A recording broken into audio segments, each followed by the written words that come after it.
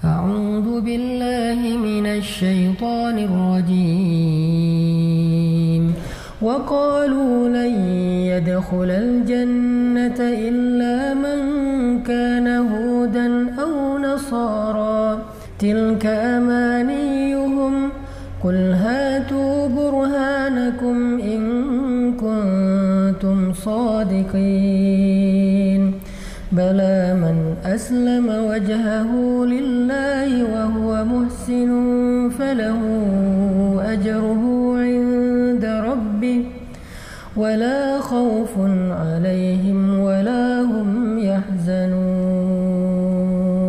Bagaimana pengingat anak cucu Nabi Yakub yang melanggar titah orang tuanya dengan mereka berbuat kemusyrikan, kemudian oleh Rasulullah diingatkan, ya kan? Salah satunya adalah statement sesat. Maka yang benar di sini berlaku secara umum bagi siapapun, bala man aslama wajhahu lillah.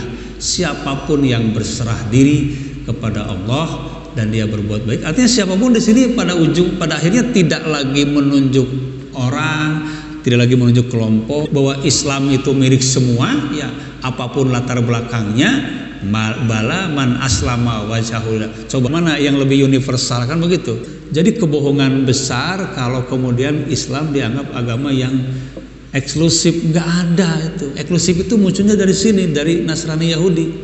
Itu kan eksklusivisme kalau dia mengatakan tidak ada yang layak masuk surga kecuali Yahudi, tidak ada yang layak masuk surga kecuali Nasrani. Itu kan eksklusivisme. Justru Islam ditarik itu. Nggak ada siapapun, kamu pun bisa, ya kan? Kamu aja bisa masuk surga. Dan siapapun, bukan hanya Yahudi Nasrani, tapi catatannya adalah man aslama wajhahu lillah. Jadi ayat ini banyak pesan di sini yang ingin disampaikan, bahwa pada prinsipnya Islam itu adalah sasarannya tertuju kepada semua, ya, siapapun, gitu kan. Cirinya adalah man aslama wajhahu lillah. Katup-katup yang mereka tutup kunci hanya untuk mereka itu oleh Nabi Muhammad dibuka lagi, bahwa bukan begitu. Rasulullah itu kan ingin mengingatkan, bukan itu, gitu. Saya tahu, gitu kan. Saya tahu karena saya menerima wahyu bahwa bunyi Taurat bukan begitu, bunyi Injil bukan begitu. Jadi mereka ini kelompokkan sebagai orang-orang yang melanggar. Sebetulnya Anda itu pelanggar Taurat, pelanggar Injil, gitu. Ya. Karena kalau bukan pelanggar Taurat, bukan pelanggar Injil, pasti tidak akan menolak Al-Quran. Nah itu ya yang beratnya di situ. Bagaimana Al-Quran memberikan pola, gitu kan, sistematika berinteraksi atau berdebat. Siapa yang memunculkan pendapat, dialah yang harus memberikan argumentasi terlebih dahulu. Jangan kemudian dibalik, dia hanya melontarkan, melempar-lempar, lempar lari. Kita kemudian jadi sibuk untuk dengan jawaban-jawaban yang mereka nggak butuh jawaban itu. Peperangan orang munafik itu bukan dengan fisik, tapi bil lisan. Kalau hujah itu dengan lisan. Berarti kitanya sendiri harus punya kemampuan ilmu dan mengkomunikasikan ilmu itu. Barang siapa yang Islam dalam pengertian bukan Islam non Yahudi, non Nasrani, bukan itu. Islam di sini dalam pengertian sikap, gitu kan. Kalau berserah diri itu kan konteksnya konteks arah, Pak, ya. Konteks sikap. Sedangkan muhsin adalah aplikasinya atau wujud amaliyahnya. Jadi arahnya dulu, mau ke arah mana, barulah. Jadi kalau ibarat sholat itu kan sebelum takbir apa dulu, Pak? Ya, hadapkan dulu arah kita ke kiblat. Nah, habis menghadap ke kiblat, baru kita di sana ada takbir, ada ruku, ada sujud. Nah, hidup tuh ibarat begitu. Hidup tuh kita arahkan, kita orientasinya kemana nih? Kiblatnya kita ke Allah. Nah, kalau sudah menghadap ke Allah, apapun yang kita lakukan akan mengarah ke sana. Di sanalah nanti yang disebut lillah itu begitu. Lillah itu tidak pekerjaan yang terpisah satu dengan yang lain, tapi di dalam satu jalan dia terus mengarah ke sana dan dia berbuat hanya di jalan itu, gitu kan. Makanya ritme kalimatnya man aslama wajhahu lillah wa huwa muhsinun. Setelah itu kemudian muhsin. Jadi nggak ada amalan-amalan yang dibenarkan tanpa dia terlebih dahulu menunjukkan arahnya mau ke arah mana nih. Sebab nanti yang akan menunjukkan maju dan mundur itu kan bukan gerak dan enggaknya, Pak, tapi arah. Saya mau kemana nih? saya mau ke Bandung, gitu kan. Sebelum berjalan apa dulu Pak?